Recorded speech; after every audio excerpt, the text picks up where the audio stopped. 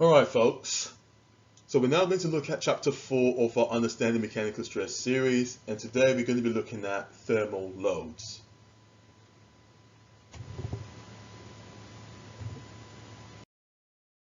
In terms of the content, these are the following topics that we'll be looking at down the line. So once we finish looking at thermal loads, we're going to be looking at the concept of compatibility. After that, we'll be looking at the fundamentals of shear stress. Following that will be what's called the factor of safety. So we're going to look at that in terms of how that applies in the design context. Following that will be variable axial loading. So we're in a situation whereby we've got different loaders acting on a component. How do you go about solving a particular situation? Following that will be tapered sections. And then the last part to conclude this chapter regarding fundamentals of mechanical stress will be various applications relating to mechanical and product design.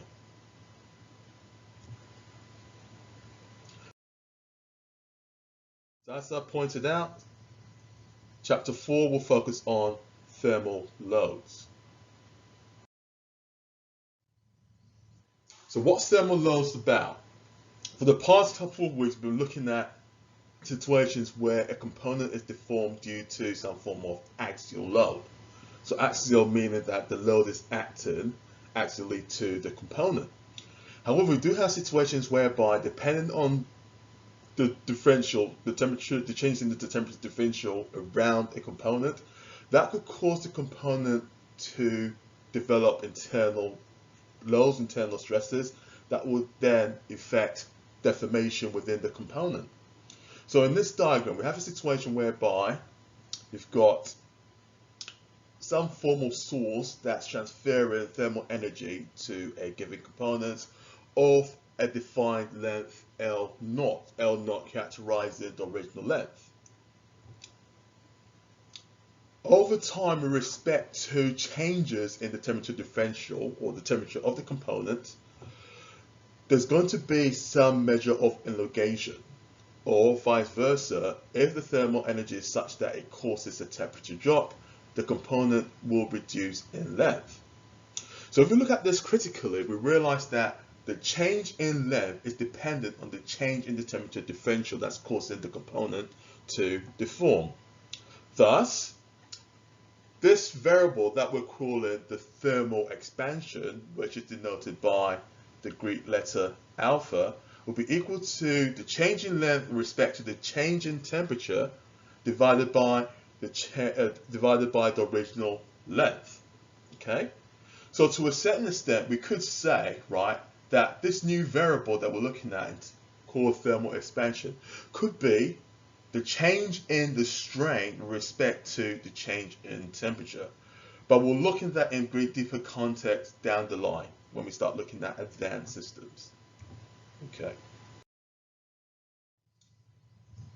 So as I pointed out, alpha is equal to delta L over delta T divided by L naught. Okay? So let's assume that we're going to modify this equation to reflect that of strain.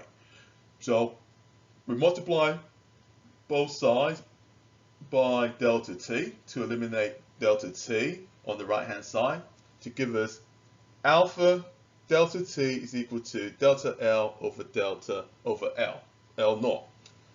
We know from previous examples and previous discussions that dl over L represents the strain. Anyway, since we're looking at this in terms of it being a small change, it's a small change in an element of the material, what we can do is we can then perform some integration.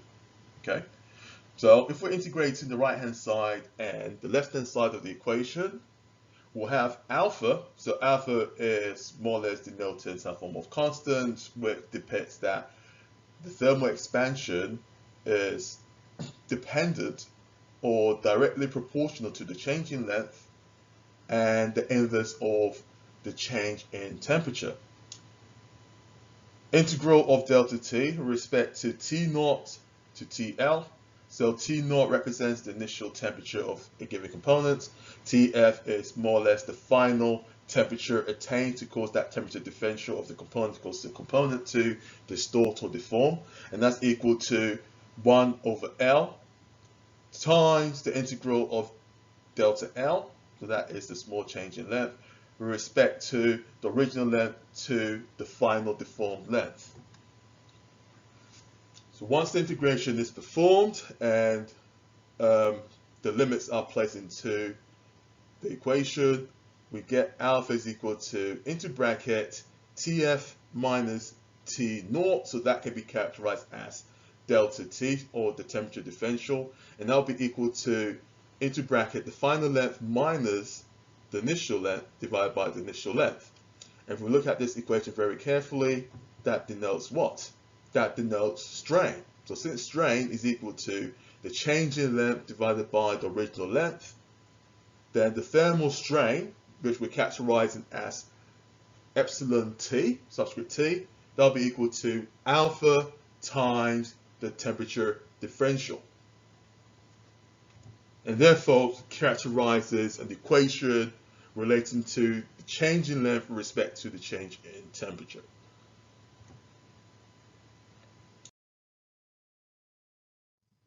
We can also look at this equation fundamentally looking at thermal expansion.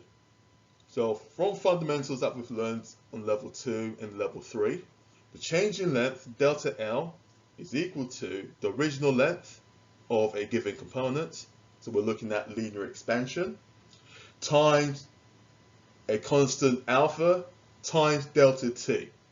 So we already know that delta T represents the change in temperature of the component, or the temperature differential. Alpha is a material constant that relates to thermal changes, okay? So the thermal change that's going to cause the material to expand or contract, that's characterized by alpha. And that's what I pointed out previously, we can view alpha as the change in strain with respect to temperature. So we can look at it from that context. Okay? So I've more or less explained what these variables are. So delta T is equal to the change in temperature of a given component material. So T subscript F is the final temperature. Ti is more or less characterized as the initial temperature of the given component. And alpha characterizes what's called the coefficient of expansion. So since we're looking at linear changes, that is basically the linear coefficient. If we're looking at this in terms of area and in terms of volume, then the change in area, so that will be delta A, will be equal to the original area times twice alpha times delta T. Okay.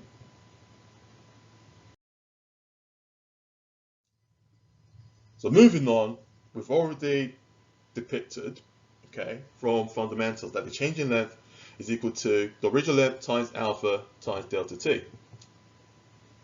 Since thermal strain, okay, or if we're more or less going to assume that strain is equal to delta L over L naught, then we can redefine this equation as L naught alpha delta T over L naught. So the original lengths will cancel to leave alpha delta T, okay, which is similar to the equation that we got previously. So we can do it in this context. So this represents the thermal stress.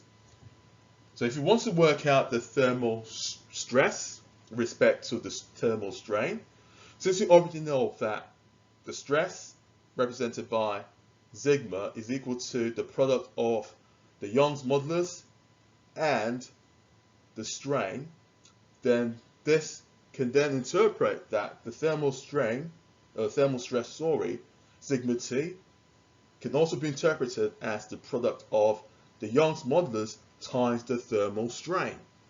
So since the thermal strain is equal to alpha delta T, all that we can do is substitute alpha delta T into this equation to give us alpha E delta T.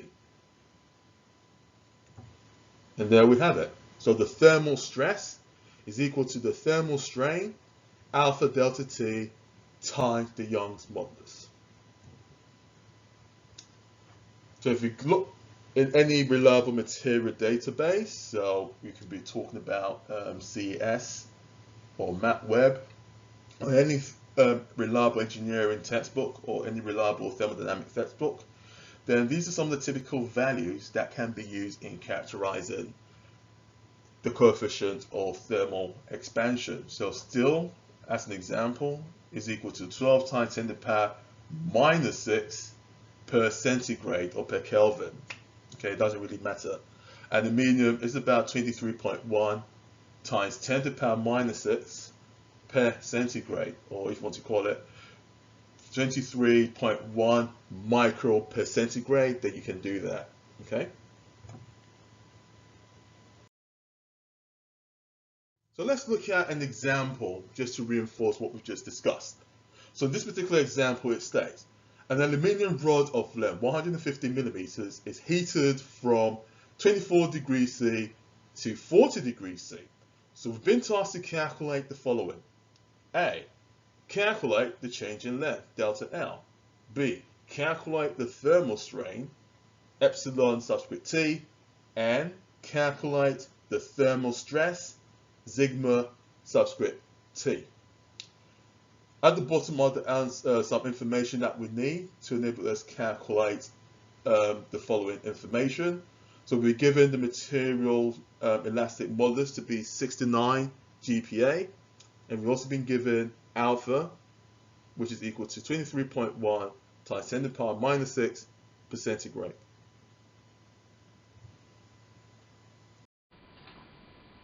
Let's work through this problem. So we've got an aluminium rod of length 150 millimeters, and its change length, or it's extended, due to the material being heated from 24 degrees to 40 degrees. So we're being tasked to calculate the extension or the change in length, predict what the thermal strain is, and predict what the thermal stress is. We've also been given some information to make our lives easier in terms of calculation. So the linear thermal coefficient of expansion, so let's write that, linear coefficient of expansion. So that's characterized by alpha, and that has been given as 23.1 times 10 to the power minus 6 per Celsius. We've also been given the Young's modulus. Let's put that into frame. So the Young's modulus, and we know that to be E. For aluminium, that's given as 69 GPa for this particular problem. So the first thing that we're going to work out is to work out the extension. So the extension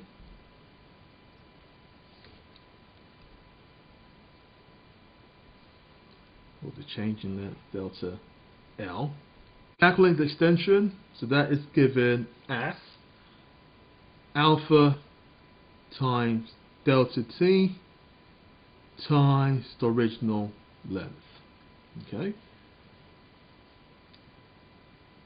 So what is delta T? So delta T is the temperature differential, or the change in temperature, which is causing the component to expand. So that's equal to the final temperature minus the initial temperature. So the final temperature is 40 degrees minus 24 degrees, and that's equal to 16 degrees C.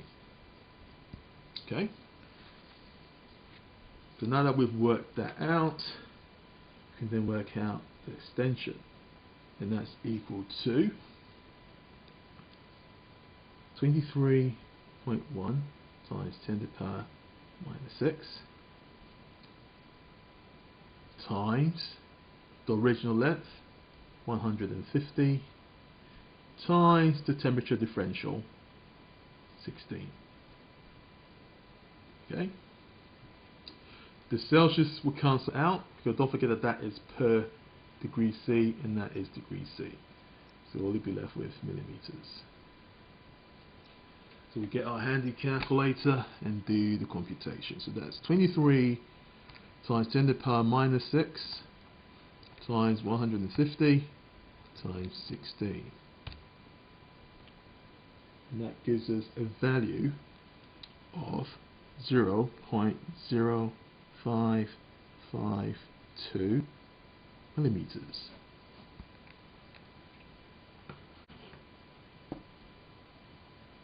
Okay, so we've calculated the extension. The next part is for us to calculate the thermal strain. So the thermal strain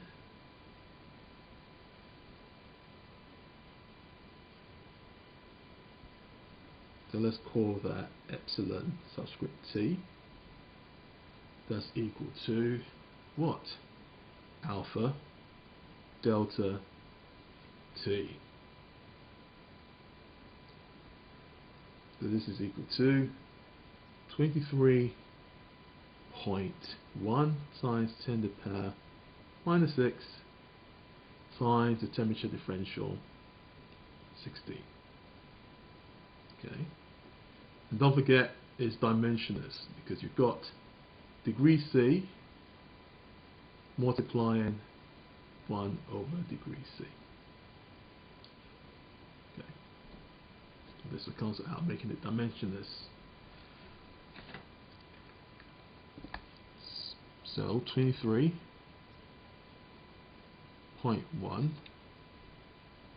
times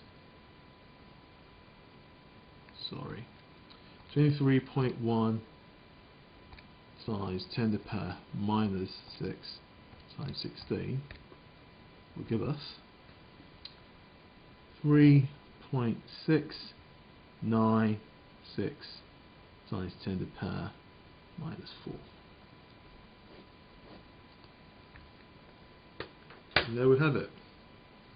So the next part, the thermal strain, the thermal stress. Okay, so that is sigma subscript T. That is simply the thermal strain multiplied by the Young's modulus. So this becomes 3.696 times 10 to the power minus 4 multiplying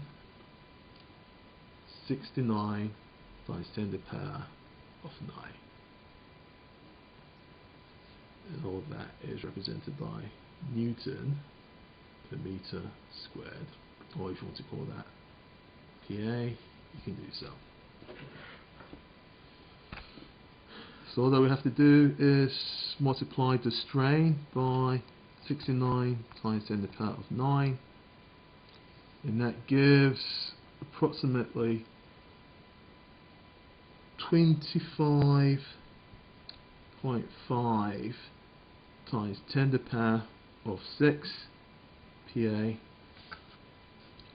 which is the same as 25.5 M PA.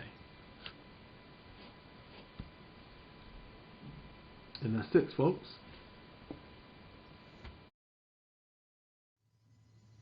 So to quickly summarize what we just worked out, to calculate the change in length, we know that the change in length is equal to the original length times alpha times delta T. So that will be equal to the original length being 150 millimeters times alpha, which was given as 23.1 times 10 to the power minus 6 times the change in temperature, which will be the difference of the final temperature and the initial temperature. So that will be 40 minus 24, so that will give us 16. So the product of all the variables will give us 0.0554 millimeters. We then proceed to calculate the thermal strain. So the thermal strain, epsilon subscript T, is equal to alpha times into bracket T subscript F minus T subscript I. So that characterizes the initial, the final initial temperatures. So if you do the computation, that gives us 3.696, or if you want to do it 3.7, that's up to you, times 10 to the power minus 4. So to calculate the thermal stress, all we have to do is multiply the thermal strain by the Young's modulus, and that gives a stress of 25.5 MPa. So it's very important that when we're calculating stresses, we need to ensure that we factor in any environmental changes that's going to cause a change in the environmental temperature, which could cause the material to distort, expand, contract. And there we have it. To quickly summarize, we've looked at the relationship between heat and material deformation. So hopefully when you're doing your analysis in the future relating to mechanical design or product design, you do factor in the impact of temperature changes to material deformation outside of any external load that's also affected mechanical stress within the material. Predicting the measure of stress and strain under thermal loading. So hopefully you do get the opportunity to work through these examples again. And we've also looked at a very simple example to reinforce what we've discussed related to thermal loading. So in the next session, we're going to be looking at chapter 5, and this time we're going to be looking at the concept of compatibility. In some contexts, they call it the compatibility equations. And we'll also look at a couple of problems to reinforce what we've discussed.